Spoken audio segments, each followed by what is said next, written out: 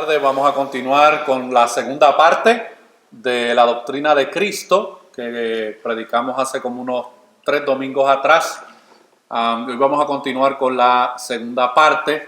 Esto tiene que ver con el fe y mensaje bautista, que es nuestra declaración de fe como iglesia local. Usted sabe que el tercer domingo de cada mes nosotros vamos a estar predicando de uno de los puntos de nuestra declaración de fe.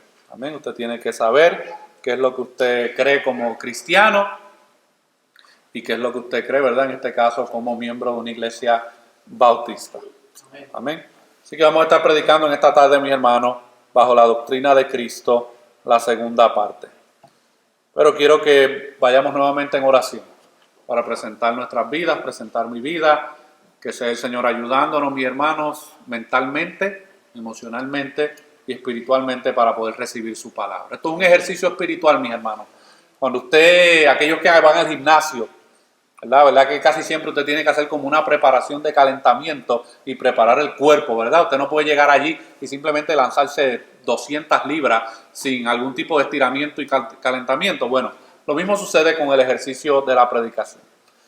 Usted ha estado preparando su mente, su corazón y su vida espiritual para recibir la palabra del Señor. Y usted necesita en estos momentos escuchar lo que Dios tiene que hablar por medio de su palabra. Así que vamos a orar. Señor, nuevamente presentamos nuestras vidas delante de ti, pero en estos momentos para ser expuesto a tu palabra, Señor. Esto que vamos a hacer es un acto de adoración. No es simplemente un sermón, es un acto de adoración el nosotros poder abrir tu palabra y poder explicar a tu pueblo lo que tú has revelado por medio de ella. Obra, Señor, en nuestras vidas de manera especial, que podamos ser redarguidos por tu palabra, que podamos ser exhortados por medio de ella, que podamos ser instruidos por medio de ella, para que podamos ser edificados en esta tarde. Obra en medio de tu pueblo, y si en medio nuestro todavía hay personas que no han puesto su confianza en ti como Salvador, que esta sea una hermosa tarde para que Cristo sea revelado en sus vidas. Te lo pedimos en el nombre de Jesús. Amén y amén. Amén. Continuamos, mi hermano, con la doctrina de Cristo, parte 2. Y quiero, para refrescar la memoria, leerles lo que dice el artículo número 3 de nuestro mensaje, de nuestra fe y mensaje bautista, acerca de la persona del Hijo. Nosotros somos trinitarios, creemos que Dios existe en la persona del Padre, del Hijo y del Espíritu Santo, y hemos estado estudiando y viendo acerca del Hijo. Así que vamos a repasar qué es lo que dice nuestro artículo de fe acerca de la doctrina del Hijo. Cristo es el Hijo eterno de Dios. En su encarnación como Jesucristo, fue concebido del Espíritu Santo y nacido de la Virgen María. Jesús reveló y cumplió perfectamente la voluntad de Dios, tomando sobre sí mismo la naturaleza humana con sus demandas y necesidades, e identificándose completamente con la humanidad, pero sin pecado. Él honró la ley divina por su obediencia personal, y en su muerte sustituta en la cruz, Él hizo provisión para la redención de los hombres del pecado. Él fue levantado de entre los muertos con un cuerpo glorificado y apareció a sus discípulos como la persona que estaba con ellos antes de su crucifixión. Él ascendió a los cielos y ahora está exaltado a la diestra de Dios, donde Él es el único mediador, completamente Dios, completamente hombre, en cuya persona se ha efectuado la reconciliación entre Dios y el hombre. Él volverá con poder y gloria para juzgar al mundo y consumar su misión redentora. Él mora ahora en todos los creyentes como el Señor vivo y omnisciente. Y nosotros en la exposición que dimos hace 2 semanas atrás, vimos el aspecto bíblico de cómo Cristo es presentado como Dios, como un ser divino, pero también cómo es presentado como hombre. Así que vimos la deidad de Cristo y vimos la humanidad de Cristo. Y vimos un sinnúmero de evidencia bíblica que hay en la Escritura acerca de esos dos aspectos de la persona de Cristo, tanto su deidad como su humanidad. Pero en esta ocasión, mis hermanos, como el tercer punto de esa exposición, nosotros necesitamos hablar de esa unión de las dos naturalezas. Y eso se conoce en la teología como la unión hipostática. No se turbe mucho por ese nombre, mis hermanos. Ese es el nombre teológico que se le da a este aspecto de la unión de las dos naturalezas de Jesús, tanto la deidad como la humanidad. Así que cuando abordamos este tema de la naturaleza de Jesús, tenemos que hablar de esta unión hipostática que existe entre la deidad y la humanidad. Pero creo que primero debemos definir a qué nos estamos refiriendo con la unión hipostática. ¿Qué es eso? ¿A qué se refiere eso? Bueno, J.C. Ryle en su diccionario de teología sistemática, y él no es el único que lo explica de esa manera, él define la unión hipostática de la siguiente manera. La unión de completa deidad y perfecta humanidad por siempre en una persona es llamada la doctrina de la unión hipostática de Cristo. Y esta es la particularidad de Cristo. ¿Y cuál es esa particularidad? Que Él es Dios hombre, mis hermanos. El diccionario ENS, al considerar esta unión hipostática, hay tres aspectos que deben considerarse cuando nosotros abordamos este tema. Y es que Cristo en estos momentos, mis hermanos, y cuando se manifestó en la tierra, tiene dos naturalezas distintas, una humana y una divina. Antes de su encarnación, Él solamente poseía una naturaleza divina, pero en su encarnación, Él ahora tiene una naturaleza humana. Ahora, también hay que entender que no hay mezcla entre esas dos naturalezas. Son dos naturalezas coexistentes, mi hermano, de una manera sobrenatural, pero están ahí. Negar cualquiera de ellas es negar la fe cristiana. Y a través de la historia de la iglesia han habido muchos intentos de negar una de estas dos verdades. Algunos niegan la deidad de Cristo, básicamente afirmando que Jesús es simplemente otro profeta más, y otros niegan la humanidad de Cristo, y eso tiene serias complicaciones y repercusiones para la obra de salvación. Y aunque Él tiene dos naturalezas, Cristo sigue siendo una sola persona, mis hermanos. Eso es básicamente cómo se define la unión hipostática de Cristo. Ahora, ¿cuál es la importancia de esta unión? Hermano Jorge, ¿en qué me beneficia estos términos teológicos? ¿Qué provecho yo le voy a sacar a yo entender la definición de la unión hipostática? Bueno, mis hermanos, tiene mucha importancia en tu vida como creyente. Y una de ellas es que sin esta unión hipostática era necesaria para que Cristo pudiera mediar entre Dios y los hombres. Si usted me acompaña ahí a 1 de Timoteo, capítulo 2, versículos 5 al 6, usted va a encontrar la importancia de esa unión de la deidad y de la humanidad de Cristo. 1 de Timoteo, capítulo 2, versículos 5 al 6, mis hermanos.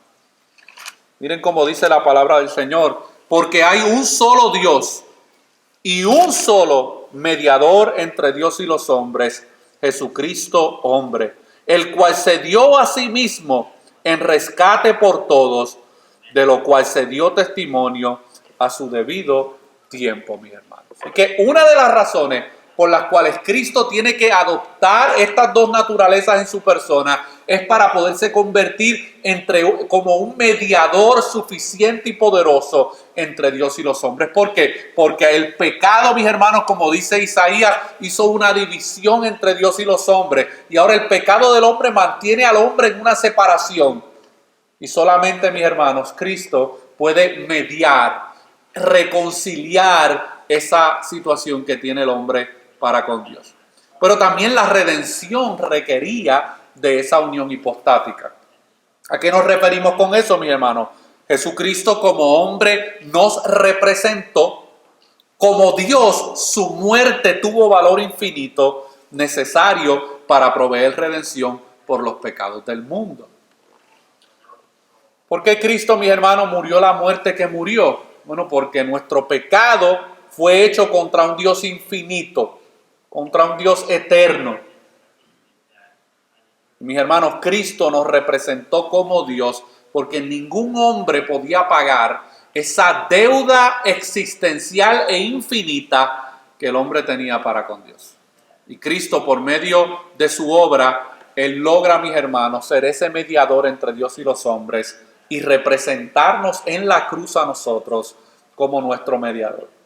Era necesario para ser nuestro sacerdote eterno y como forma de identificarse con nosotros.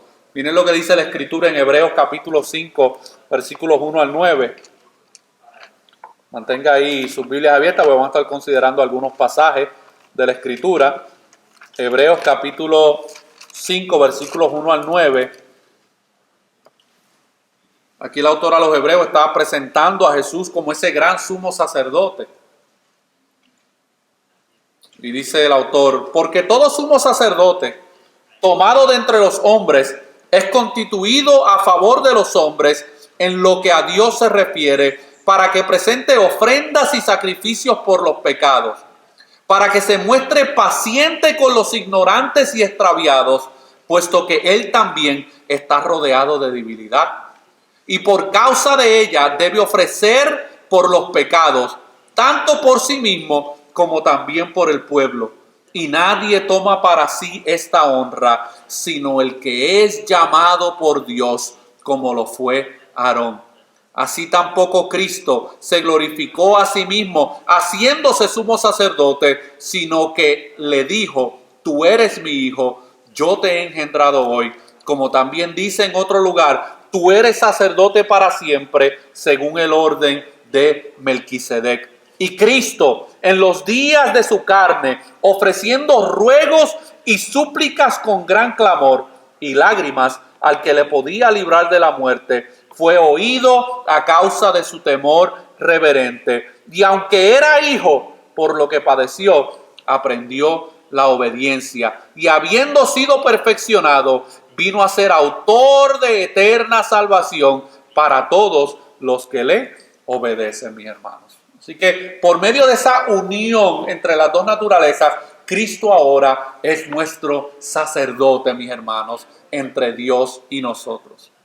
Pero también la unión hipostática nos ayuda a entender, mis hermanos, la revelación de Dios de una manera perfecta. Miren lo que Pablo dice en Colosenses capítulo 2, versículo 9. Colosenses capítulo 2, versículo 9, hablando de la persona de Cristo, dice: porque en Él habita corporalmente toda la plenitud de la deidad. Es decir, mis hermanos, como Dios es un ser infinito, eterno, invisible, no hay forma de que nosotros en nuestra experiencia humana y pecaminosa podamos, mis hermanos, conocer a Dios de manera física y presencial. Pero a través de su Hijo Jesucristo, mis hermanos, y a través de la encarnación de su Hijo, ahora nosotros podemos, mis hermanos, conocer a Dios. ¿Se acuerdan cuando Felipe le dice al Señor en una de esas intervenciones maravillosas de los discípulos con Jesús: Señor, muéstranos al Padre? ¿Y qué le responde Jesús? Tanto tiempo que he estado entre vosotros y todavía me preguntan: muéstranos al Padre. El que me ha visto a mí, ha visto al Padre. Jesús, mis hermanos, es la revelación perfecta de Dios. Y por eso era tan importante, mis hermanos, esa unión hipostática entre la deidad y la humanidad. Pero también, mis hermanos, es importante porque a través de ella Jesús es nuestro ejemplo de vida. Miren lo que dice el apóstol Juan en su primera carta, primera de Juan capítulo 2, versículo 6. Primera de Juan capítulo 2, versículo 6. Un texto muy corto, pero miren lo que dice: el que dice que permanece en Él debe andar como Él anduvo, mis hermanos. ¿Y cómo andó Jesús aquí en la tierra? Como un hombre, como un humano. Por eso era tan importante esa unión entre las dos naturalezas. Pero ahora hablemos del funcionamiento de esa naturaleza. ¿Para qué sirve? ¿Cuál es el propósito de esa naturaleza?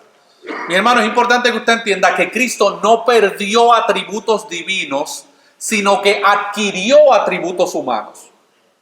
Es bien importante que lo entendamos. Él no dejó sus atributos en el cielo. Él adquirió unos atributos humanos que antes no tenía. Él aceptó voluntariamente limitaciones en el ejercicio de sus atributos, pero no en la presencia de los mismos. Es importante esa aclaración, mis hermanos. Él aceptó voluntariamente limitaciones en el ejercicio de sus atributos, Si él hubiese actuado simplemente como un ser divino y él quería transportarse de Galilea a Jerusalén, él lo único que tenía que hacer, mis hermanos, era transportarse y ya llegaba a Jerusalén en un segundo. Pero no, mis hermanos, él limitó algunos aspectos de sus atributos divinos mientras estuvo en su ministerio terrenal. Por eso él tenía que caminar distancias largas para poder llegar a diferentes lugares. Ahora, hay una nota importante en este tema. No hay un verso en la Biblia que hable de manera específica acerca de esta realidad. No obstante, hay versos que representan a Cristo como Dios y hay otros versos que representan a Dios, a Jesús como hombre. ¿Okay? Porque muchos de los detractores de esta doctrina siempre buscan o los versículos que hablan y presentan a Jesús como Dios, o buscan los versículos que solamente se presenta a Jesús como hombre y quieren hacer una separación entre ambas realidades. Así que ya vimos, mis hermanos, su definición, vimos su importancia y vimos su funcionamiento.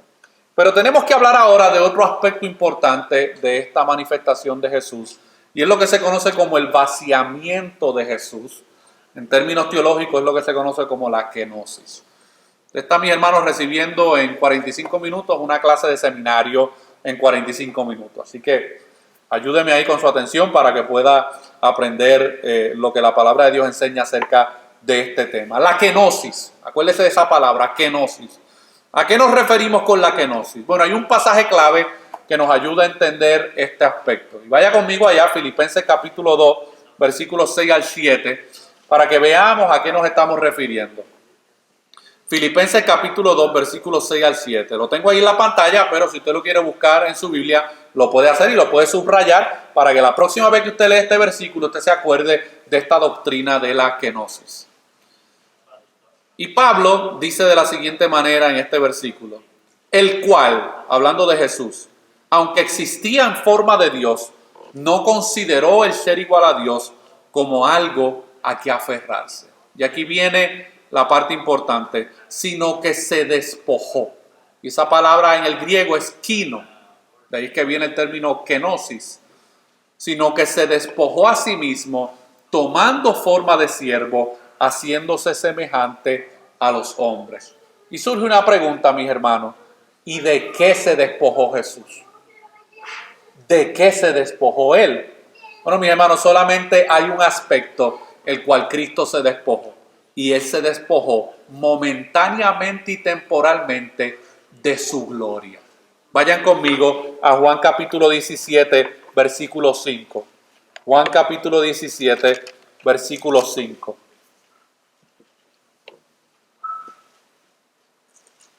Este es el único aspecto, mis hermanos, en el cual Cristo temporalmente se despoja. Y dice Juan en San Juan 17, 5. Ahora pues, Padre, glorifícame tú al lado tuyo con aquella gloria. Discúlpeme, mis hermanos. Ahora pues, Padre, glorifícame tú al lado tuyo con aquella gloria que tuve contigo antes que el mundo fuese. Así que momentáneamente, por un periodo de tiempo, de lo único que Jesús se despojó, mis hermanos, fue de su gloria. ¿Y por qué esto era tan importante, mis hermanos? ¿Por qué era tan importante este aspecto de despojarse de la gloria de Dios? Por un aspecto muy importante: ningún ser humano pecaminoso puede ver la gloria de Dios y quedar vivo. ¿Recuerdan cuando Moisés tuvo esa experiencia, mi hermano, con la gloria de Dios? Que cayó postrado, mis hermanos, ante la gloria de Dios. Cuando el pueblo de Israel tuvo una vista cerca o lejana de la gloria de Dios, mi hermano, se aterraron tanto que le pidieron a Moisés: no, mejor tú sube al monte y nosotros nos quedamos acá. Cuando Isaías tuvo la visión de la gloria de Dios en Isaías capítulo 6, ¿qué sucede con Isaías, mi hermano? Dice el texto que él cae como si estuviera muerto. Y comienza a reconocer: ay de mí, que soy hombre de labios impuros. Y vivo en un mundo y en una sociedad impura, llena de pecado. Por eso, mis hermanos, ningún ser humano pecaminoso puede ver la gloria de Dios y quedar vivo.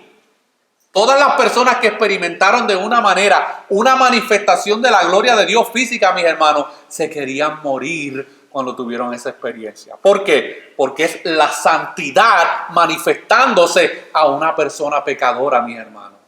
Y en la santidad de Dios no hay pecaminosidad.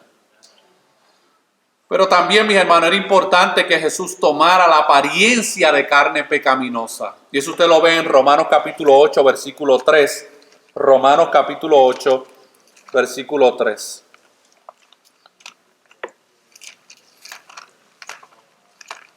Miren lo que dice la Escritura en Romanos 8:3, hablando de este aspecto de la apariencia de carne pecaminosa. Porque algunos quieren acusar de que Jesús tenía una naturaleza pecaminosa. Y miren lo que dice Romanos 8:3. Porque lo que era imposible para la ley, por cuanto era débil por la carne, está hablando Pablo acerca de su persona y de su experiencia como pecador.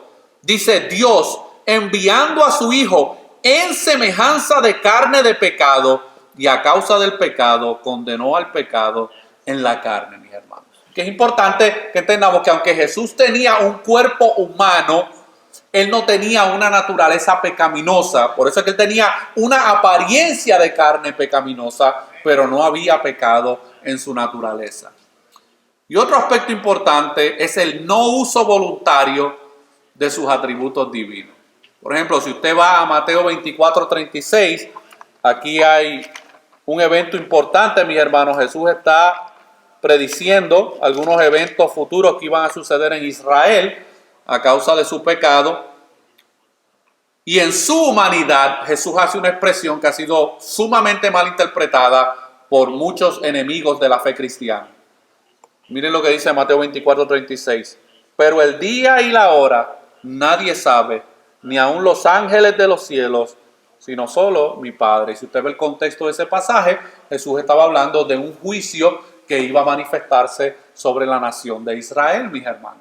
Y Él en estos momentos no hace uso de un atributo que Él poseía, pero en su humanidad Él no hace uso de este atributo. Y es importante entender, mis hermanos, que el no uso no implica sustracción de atributos. ¿Okay? El que Jesús no haya utilizado un atributo en un momento dado no significa que Él no lo poseía, sino que Él decidió voluntariamente no usarlo. Y esto nos lleva, mis hermanos, a otro punto importante acerca de esta doctrina de Cristo, y es el sacrificio de Jesús en la cruz.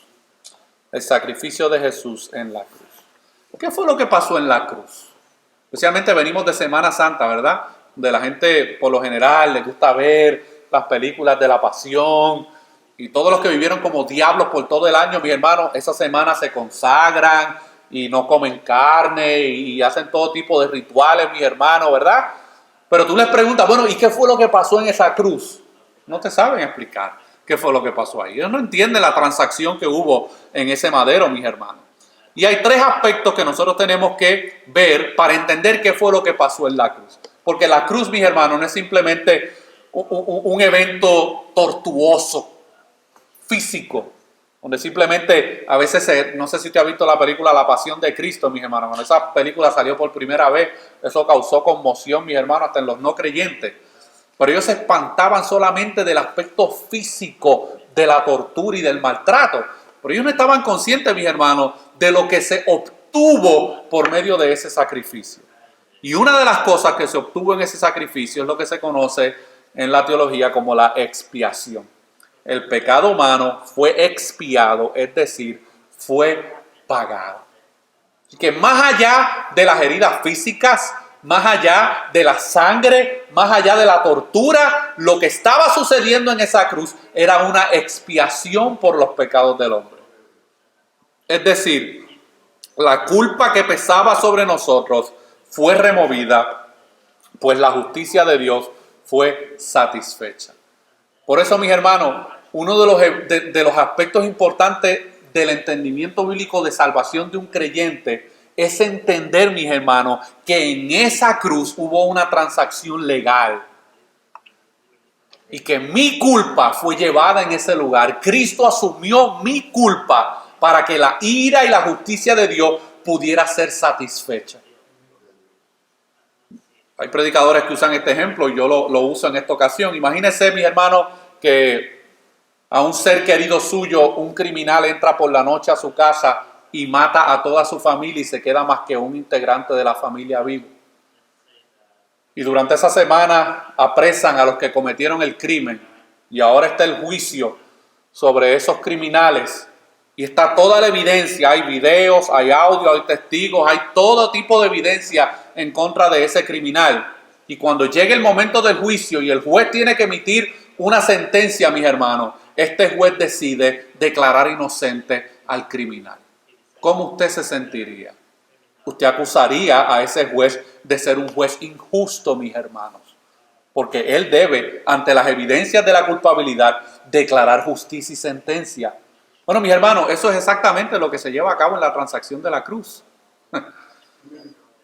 La diferencia es que Cristo fue el que tomó nuestro lugar para nosotros no recibir la justa justicia de Dios. Pablo habla acerca de esto en Romanos capítulo 5, versículos 8 al 11, y dice de la siguiente manera, mis hermanos: mas Dios muestra su amor para con nosotros, en que siendo aún pecadores, Cristo murió por nosotros. Pues mucho más, estando ya justificados en su sangre, por él seremos salvos de la ira. Porque si siendo enemigos fuimos reconciliados con Dios por la muerte de su Hijo, mucho más, estando reconciliados, seremos salvos por su vida. Y no solo esto, sino que también nos gloriamos en Dios por el Señor nuestro Jesucristo, por quien hemos recibido ahora la reconciliación. Usted tiene que entender que en la cruz se expiaron tus pecados. Tus deudas con Dios fueron pagadas en ese lugar.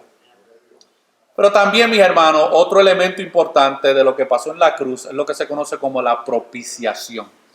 Esa palabra solamente aparece muy pocas veces en la Escritura. ¿Pero de qué está hablando? Bueno, está hablando de que la ira de Dios fue satisfecha. La Escritura dice, mis hermanos, que todos los días el hombre impío acumula la ira de Dios sobre su cabeza.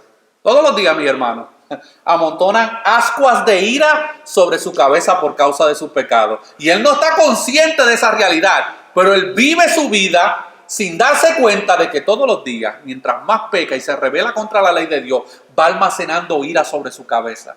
Y un día, mis hermanos, como dice Jonathan Edwards, los ríos de la ira de Dios, mis hermanos, descenderán sobre los pecadores. Y en la cruz, mis hermanos, se obtuvo una propiciación. Pablo habla acerca de eso en Romanos capítulo 3, versículo 25, y dice lo siguiente: en quien Dios puso como propiciación por medio de la fe en su sangre, para manifestar su justicia a causa de haber pasado por alto en su paciencia los pecados pasados, mi hermano. En otras palabras, en el momento en que la ira de Dios está descendiendo y debería descender sobre el pecador, Cristo, mis hermanos, entra como mediador entre Dios y el hombre, y él recibe en su cuerpo la ira del Dios Santo. Eso es terrible, mis hermanos. Hay gente que ve la pasión de Cristo y la obra de Cristo como que, ay, qué bonito acto de entrega, mis hermanos. Pero no entienden realmente la transacción legal y espiritual que hubo allí. Se entiende que la expiación y la propiciación no son conceptos separados, sino que Cristo, al expiar nuestros pecados, logró la propiciación de la ira de Dios. Y tú como cristiano debes entender esto. Todo el tiempo, mis hermanos, yo me encuentro con personas que yo le pregunto, ¿y por qué tú eres cristiano? Y las respuestas, mis hermanos, son un poco confusas y complicadas. Le voy a ayudar, mis hermanos. La próxima vez que alguien te pregunte a ti por qué tú eres cristiano, la respuesta bíblica es porque Cristo murió por mí. Esa es la respuesta bíblica. Así siempre, ¿por qué tú eres cristiano? Si yo voy a la iglesia, si yo leo la Biblia, si yo oro, si mi mamá era cristiana, si yo tengo mucha familia cristiana. Esa no es la razón por la cual tú eres cristiano. Si tú no entiendes que Cristo murió por tus pecados, tú no eres cristiano. Esto nos lleva, mis hermanos, a la hermosura del Evangelio. Pablo dice en 2 Corintios 5:21, al que no conoció pecado, le hizo pecado por nosotros para que fuéramos hechos justicia de Dios en él. Y esto habla de una imputación. Una imputación de pecado y una imputación de justicia. ¿A qué nos referimos con imputación? Nuestro pecado es transferido a Cristo. y la justicia de Cristo se transfiere al hombre, mi hermano. El justo por los injustos. Ese glorioso intercambio que a veces nosotros cantamos se llevó a cabo en la cruz. Nuestro pecado es transferido a Cristo y la justicia perfecta de Cristo se nos transfiere a nosotros, mi hermano, seres pecadores, rebeldes, que nos hemos rebelado en contra de Dios. Si estas razones, mis hermanos, no son suficientes para que el pecador caiga rendido ante la obra de Cristo, mis hermanos, no sé qué más lo puede hacer. La gente se preocupa, mis hermanos, por cómo voy a pagar el bill de la semana que viene, qué voy a hacer el mes que viene, qué voy a hacer aquí, cuándo voy a alcanzar esto, cuándo alcanzo mi meta. La gente se preocupa, mis hermanos, todo el tiempo por cosas vanas y terrenales que no se pueden llevar después de la muerte. Pero el problema más grande que el hombre tiene fue resuelto, mis hermanos, en la cruz. Pero también, mis hermanos, entendemos que el hombre está espiritualmente muerto. Por eso es que estas verdades bíblicas, el que está espiritualmente muerto, mis hermanos, le son indiferentes. Las oye y qué bueno. Pero no tiene ningún tipo de impacto en su vida porque están muertos espiritualmente. Oh, mis hermanos, pero cuando el Espíritu Santo de Dios interviene en el corazón de una persona y le ilumina los ojos y le destapa los oídos y le cambia el corazón de piedra a uno de carne, estas verdades se convierten, mis hermanos, en una delicia y en una gloria en el corazón de ese creyente. Pero hay otro aspecto importante de la doctrina del Hijo y es la resurrección de Jesús. Y aquí yo voy a hablar de algunas teorías que se han presentado a través de la historia para cuestionar o poner en duda este aspecto de la resurrección. ¿Realmente hubo una resurrección? Bueno, hay una teoría que se conoce como la teoría de la alucinación. ¿Qué es lo que significa eso? Que los discípulos y seguidores de Cristo tuvieron alucinaciones acerca de Cristo. Ellos se imaginaron cosas acerca de Cristo. Ellos se imaginaron haberlo visto resucitado. Pero mis hermanos, hay un problema y es que las alucinaciones no ocurren en grupos, no son contagiosas. Tú puedes tener a una persona, a cuestionar a una persona, eso es una alucinación. Pero que tú tengas cientos de personas, mis hermanos, dando testimonio, como dice la Escritura, más de 500 personas vieron al Cristo resucitado. Ese tipo de alucinación no sucede en grupos, mis hermanos. No son contagiosas tampoco. Distintas personas en distintos momentos y lugares vieron exactamente lo mismo. Pablo cita en 1 Corintios capítulo 15 más de 500 testigos que vieron al Cristo resucitado. Los discípulos, mis hermanos, fueron transformados. ¿Qué estaban haciendo los discípulos antes de ver al Cristo resucitado? Todos escondidos, metidos en un aposento, mis hermanos, todos escondidos, cobardes, pensando en qué iba a ser el imperio romano y tal vez los judíos, por ellos estar siguiendo a Cristo.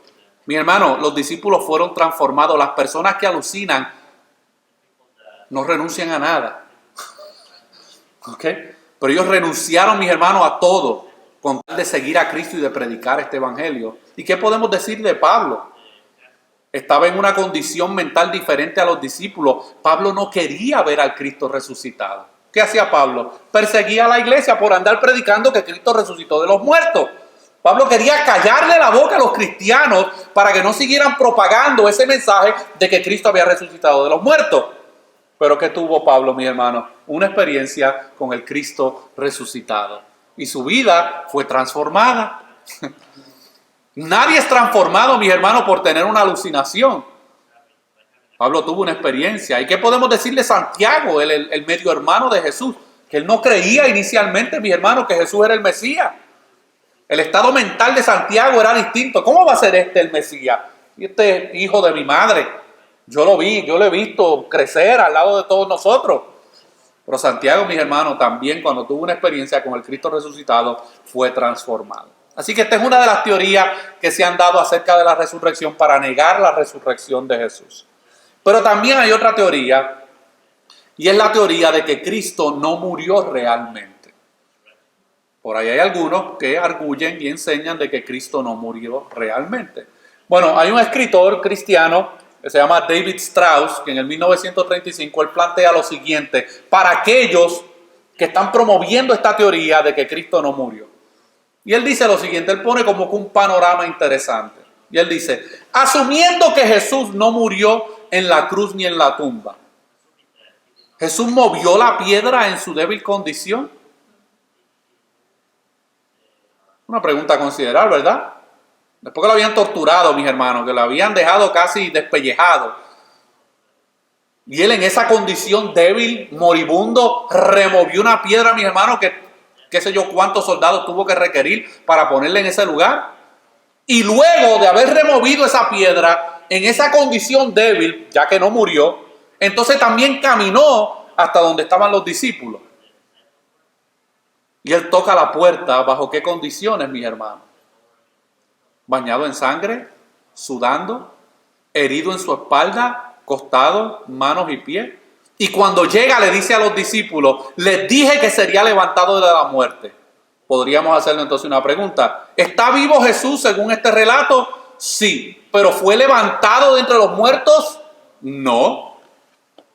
Pero Strauss, mi hermano, quiere llevar el argumento a su conclusión más lógica, de que era imposible de que Jesús no hubiera muerto físicamente, mi hermano, y que todo esto se hubiese llevado a cabo. Esto no hubiera producido el cambio en la vida de los discípulos y la predicación de la iglesia, y lo vemos en los ejemplos de Pablo y de Santiago. Así que esta teoría de que Cristo no murió realmente, mis hermanos, es simplemente eso, es una teoría. Cuando es examinada detenidamente, mis hermanos, las posibilidades de que Jesús simplemente estuviera medio moribundo cuando lo llevaron a esa tumba y pusieron la piedra y que luego él buscó la manera de él mismo salir de ahí y llegar hasta donde estaban los discípulos, es totalmente, mi hermano, una esquizofrenia mental y espiritual. Pero también tenemos el testimonio de la tumba vacía. Los primeros testigos de la tumba vacía fueron las mujeres. Y esto es bien importante, mi hermano, porque en el primer siglo las mujeres no podían testificar en una corte. ¿Por qué entonces poner a las mujeres como testigos? Eso sería, mis hermanos, ¿verdad? Un argumento que se podría utilizar para negar el testimonio de la resurrección. Los judíos pensaron que la tumba estaba vacía. Los líderes judíos dijeron que los discípulos robaron el cuerpo.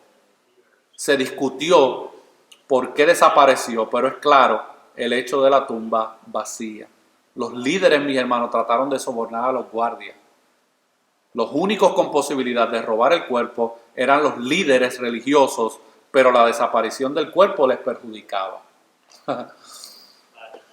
Porque ellos querían deshacerse de Jesús, mi hermano, y Jesús había dicho que él moriría, pero que él resucitaría. Y ahora los líderes religiosos tienen un problema, que tienen a un muerto donde no hay cadáver, no hay cuerpo.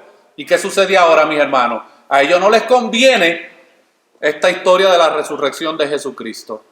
¿Cómo es que la tumba no se transformó en santuario de muchos seguidores, mis hermanos? Si Jesús, el cuerpo de Jesús todavía estuviera ahí en esa tumba, mis hermanos, ¿qué hubiésemos hecho nosotros los seres humanos? Le hubiésemos formado, mis hermanos, un mausoleo, le hubiésemos levantado todo un monumento y ahí estaría, mis hermanos, los seguidores yendo todas las semanas o todos los meses a ponerle flores, a llevarle ofrendas, como hace la gente hoy en día, mis hermanos, ante la tumba de sus muertos. Pero la tumba estaba vacía, ellos no tenían lugar donde poder convertir esa tumba, mis hermanos, en un santuario. Luego está el testimonio de los guardias. Los soldados informaron lo que aconteció y fueron sobornados para no decir esto. Eso usted lo ve en Mateo 28:11. Ellos no tenían razón para mentir. Las medidas de seguridad habrían impedido a los discípulos robar el cuerpo. ¿Por qué? Porque habían soldados en las afueras del sepulcro para evitar de que alguien sacara el cuerpo, porque ese era el miedo de los líderes. Además, habrían impedido que Jesús saliera. ¿Cómo podían unos soldados armados ser vencidos por gente temerosa, considerando que los soldados pagaban con su vida? El que los discípulos se los robaran mientras ellos dormían es totalmente contradictorio, mis hermanos. Si estaban durmiendo como dijeron que los discípulos hicieron, se lo llevaron, y si estaban despiertos, ¿cómo lo permitieron? Así que el testimonio de los guardias, mis hermanos, de la tumba vacía es inequívoco. Y luego tenemos el testimonio de los testigos.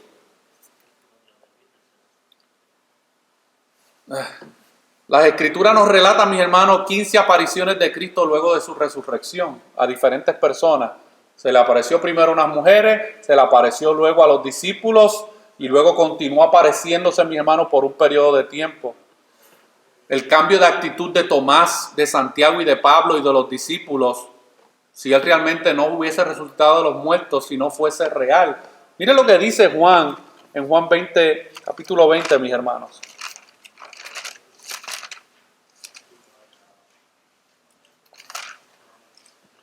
Versículo 24 en adelante. Dice, pero Tomás, Juan 20, 28, pero Tomás, uno de los 12, llamado Dídimo, no estaba con ellos cuando Jesús vino.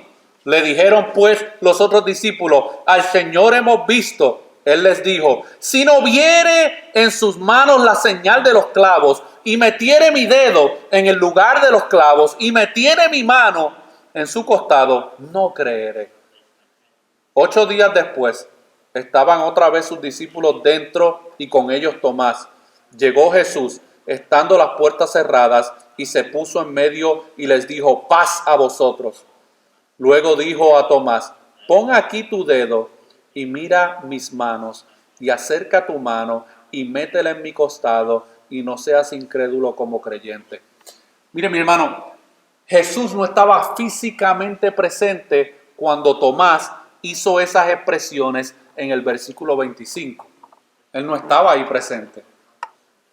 Pero como Jesús es omnisciente y omnipresente, mis hermanos, y lo sabe todo en todo momento, ¿qué clase de bochorno se tuvo que haber llevado Tomás, mi hermano, cuando Jesús ahora le dice, tú que andas boconeando de que no vas a creer hasta que tú logres hacer estas cosas? Ah, bueno, pues mira, aquí estoy. Pon aquí tu dedo y mira mis manos y acerca tu mano y métele en mi costado y no seas incrédulo, sino creyente. Y miren cómo responde Tomás. Entonces Tomás respondió y le dijo, Señor mío y Dios mío. Mis hermanos, los discípulos murieron por esta verdad. Ellos murieron por el Cristo resucitado.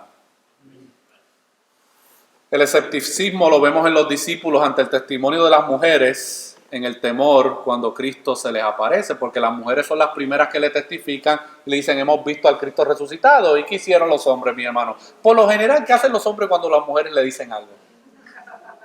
Nah, esta no tienes razón, esos son inventos, ¿verdad?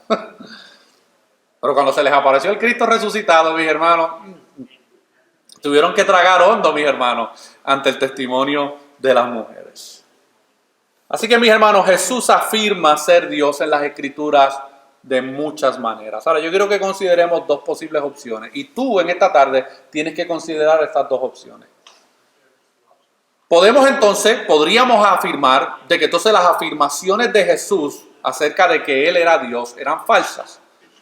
Pero esto tiene serias implicaciones, mis hermanos, porque entonces Él sabía que eran falsas, representó una comedia engañosa, fue un mentiroso, fue un hipócrita, fue un demonio, fue un necio y por ello murió. O Él no sabía que eran falsas, estaba sinceramente engañado y en el peor de los casos Jesús fue un lunático. Esa es una opción, mis hermanos, y esa es la opción de la mayoría de los incrédulos y de los escépticos. Pero si sus afirmaciones son ciertas, Él es el Señor, mis hermanos. Y tú tienes dos opciones. O puedes seguirle o puedes rechazarle. Y esa es la pregunta más importante de tu vida. Y es la siguiente. ¿Qué harás con Jesús? O entiendes que Él fue un lunático, o reconoces que Él es el Señor y le sigues, o le rechazas. Y concluyo, mis hermanos, con las palabras de el teólogo Evis Carballosa, que dijo en una ocasión lo siguiente: para el verdadero creyente, la doctrina bíblica de la deidad de Cristo proporciona la seguridad y el confortamiento espiritual de saber en quién Él ha creído. Para el incrédulo que niega que Jesús es lo que la Biblia dice que Él es, las palabras del Señor, en vuestros pecados moriréis, constituyen una sentencia definitiva. Y ese es el veredicto, mis hermanos, de las Escrituras. ¿Qué va a hacer la persona con Jesús? O se somete a Él entendiendo que Él es Señor sobre su vida, o lo sigue rechazando. Y si lo sigue rechazando, mis hermanos, en sus pecados morirá. Usted no ha ido, y no quiero ser insensible ante esta realidad, mis hermanos, pero usted ha ido alguna vez a un funeral donde algún muerto se haya ido al infierno. A todos los que se mueren, mis hermanos, en los funerales, y no quiero ser insensible, pero todos los que se mueren, mis hermanos, en el día de hoy, todo el mundo termina en la gloria. Todo el mundo termina en la gloria, mis hermanos. Ahí todo el mundo se vuelve calvinista. Ahí todos afirman la seguridad de la salvación, mis hermanos. Pero eso no es lo que la Biblia revela, mis hermanos. El que no cree en Cristo como el Señor y Salvador de su vida, morirá en sus pecados. La ira de Dios, mis hermanos, será descendida sobre él porque no tiene mediador entre él y los hombres. Por eso es que Cristo es tan importante, mis hermanos, para la salvación de un ser humano. Si Cristo no está, la justicia de Dios tiene que ser derramada sobre ese pecado. El Señor, mis hermanos, nos muestra por medio de esta doctrina que Él es Dios y que el hombre tiene una respuesta y tiene que responder ante esa verdad. O en fe y en arrepentimiento, o en incredulidad y en condenación. Oremos.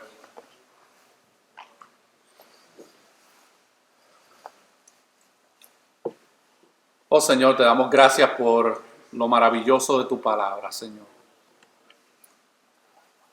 Cosas difíciles de entender, tal vez para nuestra mente finita, pero son cosas que tú has revelado de una manera perfecta y armoniosa por medio de tu palabra. Damos gracias por la obra y la persona de tu Hijo, Señor. Y estamos aquí reconociendo que nosotros también estábamos muertos en nuestros pecados y que tú tuviste gracia y misericordia sobre nuestras vidas. Y tu luz llegó a nuestras tinieblas y pudimos ver la oscuridad en que nos encontrábamos.